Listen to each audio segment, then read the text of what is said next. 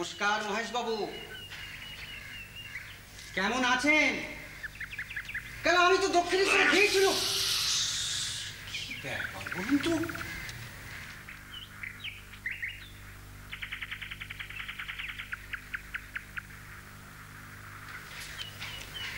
বেশ আছেন মশাই? যে রানীমা আমাকে ডেকে পাঠালো অমনি আপনি একবারে হিসেব নিকেশ নিয়ে বসে গেলেন। হিসেবে যেন আপনার কত মন, সব আমার জানতে বাকি নেই। আরে মশাই, সেরেস্তার খাতাগুলো আপনি কি করে রেখেছেন বলুন তো? সারাদিন ওই মন্দির মন্দির করলেই হবে?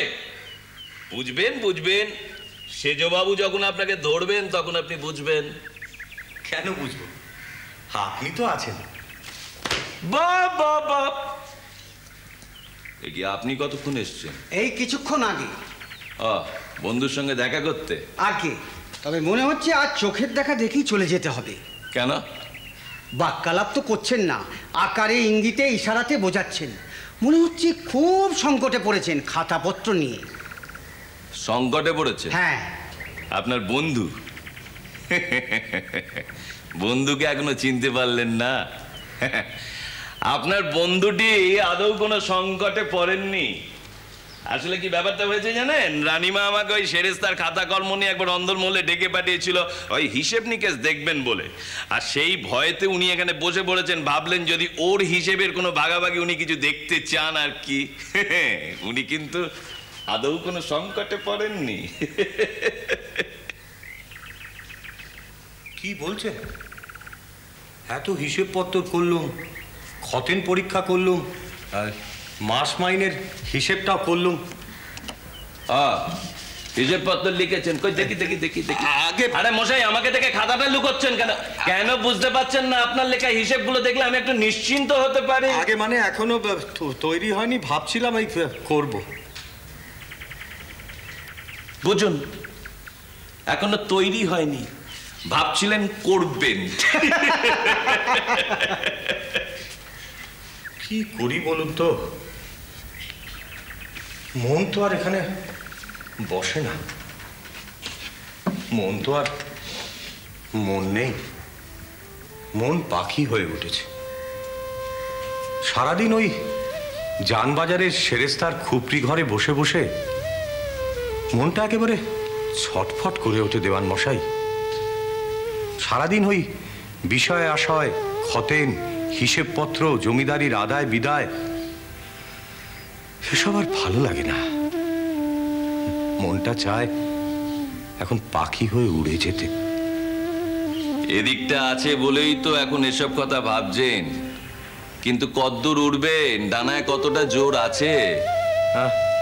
তা কেন, কোথাও গিয়ে বসবো। চাটুর্যমশাই, কোথায় গিয়ে বসবেন? সেই তো একটা না একটা ঠাঁইতে আপনাকে খুঁজে পেতে আসতেই হবে। মোটেই না। কেন? ভাবছি এবার গিয়ে বসবো দক্ষিণেশ্বরের ওই পঞ্চবটির ডালে। কি মজা, কি মজা। কথাটা কিন্তু ভুল বলেননি। আমি এই তো সেখান থেকে আসছি, সারা মন্দির একবারে গম গম করছে। আমি সে বলতেই তো এলুম। দেওয়ান মশাই, ওখানে না গেলে ঠিক বুঝতে পারবেন না। ঢাক ঢোল বাদ্যি এসবের আওয়াজ নেই, আচার অনুষ্ঠান এসবের প্রাবল্য কমে গেছে। কিন্তু ছোট ভট্টাচার্য কি জাদু মন্ত্রে এসব পরিবর্তন করে দিয়েছেন। এখন এখন খালি মা মা, শুধু শুধু মাময়।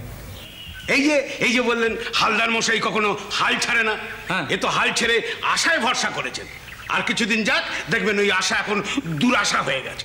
আরো কিছুদিন গেলে তখন ওই স্বপ্ন কল্পনা এইসব হবে। আমাকে টিটকিরি দিয়ে লাভ কি খাজাঞ্চি মশাই? বলি, কাটি দেওয়ার সময় আপনিও তো কিছু কম যাননি। গেল এখন এখানে যা অবস্থা, উঁচু গলায় কোনো কথা বলা উচিত নয়। যা বলবেন বলুন। কি বলছিলেন? বলছিলাম রানীমা তো এখানে আসছেন, তার চোখে যদি কিছু উল্টোপাল্টা ঘটে তাহলে তো। এর পরেও আচ্ছা, মহেশবাবু নিজে রানীমার সই করা চিঠি নিয়ে এসছেন যে ছোট ভট্টাচ যা খুশি তাই করতে পারবে, এর পরেও। আরে তো ওটা কি রানীমার চিঠি নাকি? তার মানে ওটা কি জাল? না না, আমি তা বলিনি। তবে আসলে সেজবাবু ওটা লিখে রানীমাকে দিয়ে সই করিয়ে নিয়েছেন। রানীমাকে দিয়ে সেই করিয়ে নিয়েছেন? আরে বাবা, রানীমার সজ্ঞানে ওটা সই করেছেন তো নাকি? হ্যাঁ, তা করেছেন। তবে আসলে আমি নতুন করে আবার একটা কল খাটিয়েছি। কল? হ্যাঁ, মানে নেড়ে তো যাচ্ছি সমানে, বুঝলেন কি না? হলো কি, আমি ও বাড়ির নিত্য পুজোর কাজকর্ম করছিলাম, তা হঠাৎই ওই পণ্ডিত মশাই, মানে আমাদের ওই বলরাম ভট্ট মশাই ওখানে এসে আমার সঙ্গে বসে গল্প করছিলেন। আর ঠিক তখনই রানীমা পেছনে এসে দাঁড়িয়েছেন। আমি তো পায়ের আওয়াজ শুনেই বুঝে গেছি। ব্যাস, ঠিক তখনই ছট করে একটা চালাকি করলাম। আমার এখানকার জিলিপির কথাটা তো আপনি জানেন।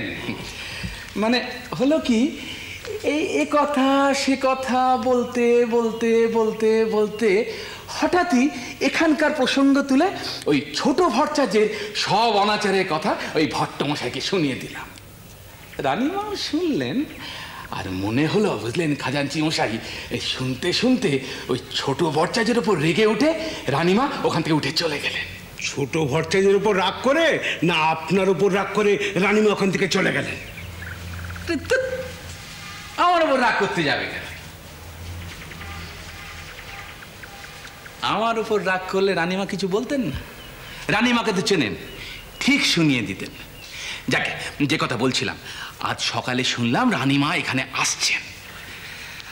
খুব আশা আমার, জানেন, এবারে একটা ব্যবস্থা হবেই।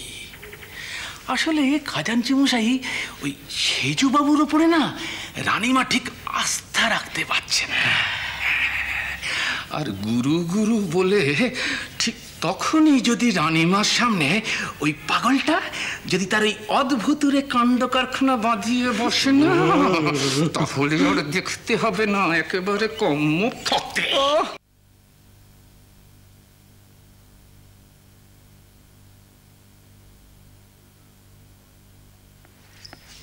ও মা, বড়দিদি তুই কখন এসেছিস?